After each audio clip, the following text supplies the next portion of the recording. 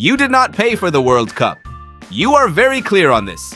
You found the stream, you bookmarked the website, you told your friends about it, and you watched every single match without spending a single dollar. Free. Completely free. Except you spent $80. You just do not know it yet. This is not a story about illegal streaming. This is a story about how the human brain processes the concept of free, why free is the most psychologically powerful word in any language, and how the companies that surround every so-called free experience have spent decades figuring out exactly how to reach into the gap between what you think you are paying and what you are actually paying and pull out everything you have. Let us start with the word itself. In 2007, behavioral economist Dan Ariely ran a series of experiments that would become one of the most cited findings in the history of consumer psychology.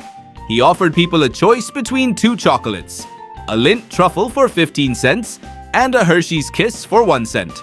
Most people chose the truffle. Logical. Better chocolate, better value. Then he dropped both prices by 1 cent. The truffle was now 14 cents. The Hershey's Kiss was now 0 cents. Free. And suddenly, the majority of people chose the Hershey's Kiss. The same people who had just decided the truffle was the better deal abandoned that calculation the moment free entered the picture. Not because free was the rational choice, but because free does something to the brain that no other price point does. Ariely called this the zero price effect. When something is free, your brain does not compare it to other options the way it normally would. It does not ask whether this is the best use of your money.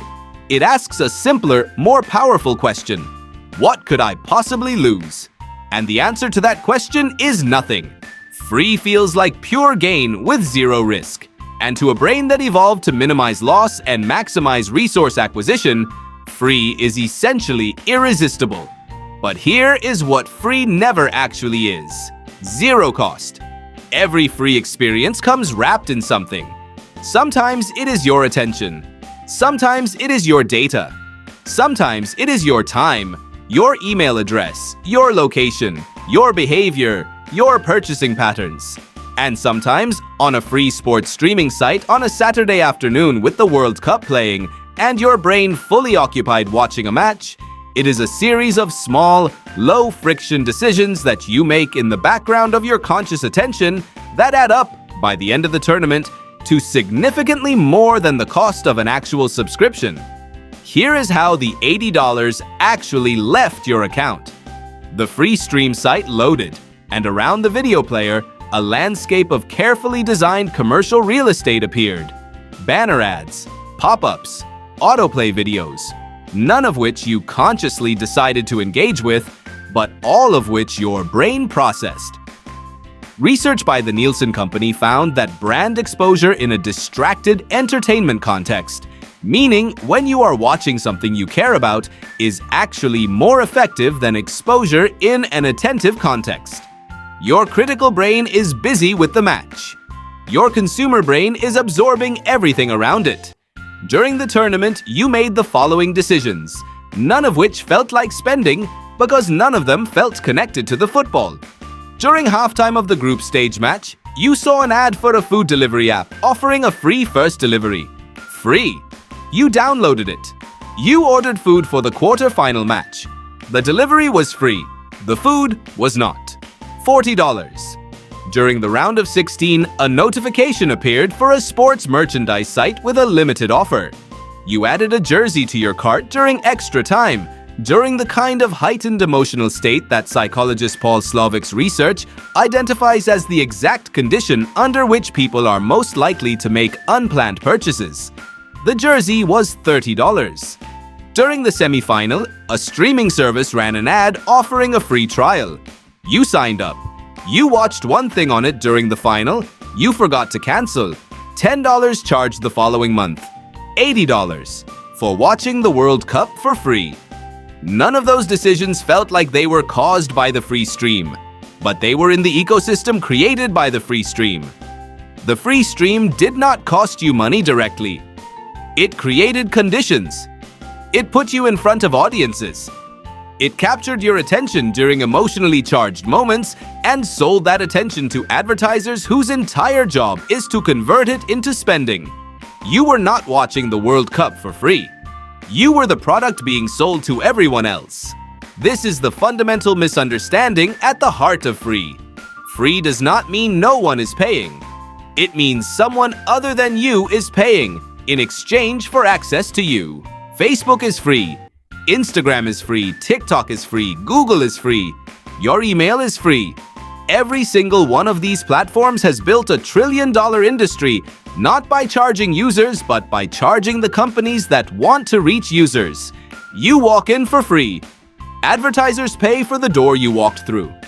And the more emotionally engaged you are, the more distracted you are. The more invested in something you are, the more valuable you become as an audience to be sold. The World Cup is a particularly elegant example of this because the emotional investment is so high. You care who wins. You are on the edge of your seat.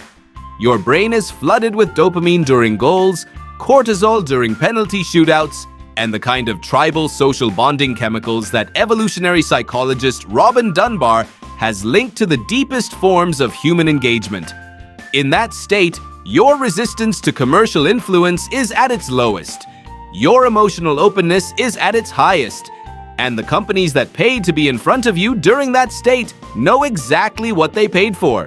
But the free stream is just one layer of this. Let us talk about what the broadcasters who actually own the rights are doing, because it is even more interesting. The reason you could not find the World Cup on free-to-air television in many markets is that the rights were purchased by subscription streaming services or cable providers who paid billions of dollars for them. They paid billions because they know something about you. They know that if you care enough about the World Cup to seek out an illegal stream at midnight, you care enough to subscribe. They are not selling you football. They are using football to sell you a subscription. The football is the free chocolate in Dan Ariely's experiment. The subscription is what you actually pay for. And the subscription, once acquired, does what subscriptions always do. It stays. Research by consulting firm McKinsey found that subscription services have an average annual retention rate of over 80% because of something called the sunk cost effect, combined with passive renewal.